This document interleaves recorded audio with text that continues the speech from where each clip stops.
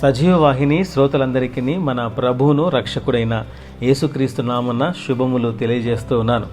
విజయోత్సవంలో ఈ దినం మనం ధ్యానం చేస్తున్న అంశము పాప మరణం నుండి విజయోత్సవం.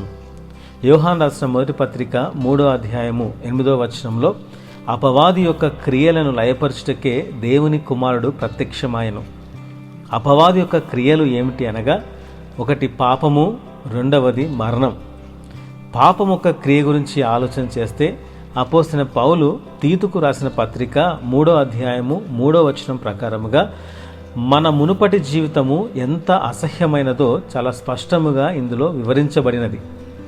అందులో 5 లక్షణాలు ఉన్నాయి. మొదటిది అవివేకులము, అనగా తెలివి లేని వారము. నిజ దేవుని ఎరుగక లోకం వెంట తెలివి లేక మనం పరిగెత్తాం. రెండవ లక్షణము అవిధేయులము, అనగా మొండి హృదయము కలిగి దేవునిపై తిరుగుబాటు చేశాము.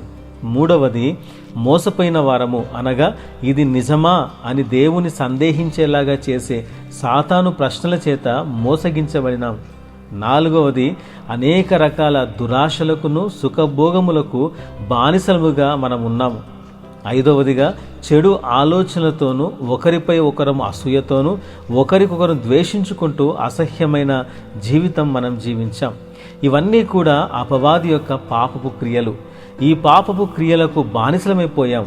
ఇటువంటి పాపపు క్రియలలో బందీలమైపోయాం. విడిపించబడే మార్గం తెలియక నలిగిపోయాం.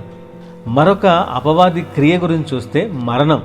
హెబ్రీ పత్రిక 2వ అధ్యాయం 14-15 వచనాల ప్రకారముగా జీవిత కాలమంతయు మరణ భయం చేత దాస్యమునకు మనం అందరం కూడా లోబడి ఉన్నాం.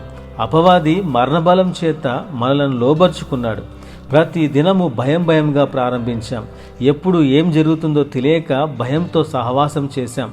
ఇలాంటి పాపము, మరణము అనే క్రియల చేత మనం బంధించబడి ఉన్నాం. అందుకనే పాపము నుండి, మరణ భయము నుండి విడిపించుటకు, అపవాదిని మరణము ద్వారా నశింపచేయుటకు 2000 సంవత్సరాల క్రితం యేసు ప్రభు రక్తమాంసములలో పాలివాడయ్యాడు, అనగా నరరూపిగా పశుల పాకలో మన కొరకు జన్మించాడు. అపవాది క్రియలను లయపరచుటకే కాదు, అపవాదిని మన కాళ్ళ క్రింద చితుక తొక్కించుటకే యేసు ప్రభు జయించి ఆ జయ జీవితమును మనకు అనుగ్రహించాడు. ఇప్పుడు నీ ఓడిపోయిన వాడవు కాదు, క్రీస్తులో విజయవంతుడవు. ఇటు మాటలు దేవుడు దీవించునుగాక. ఆమేన్.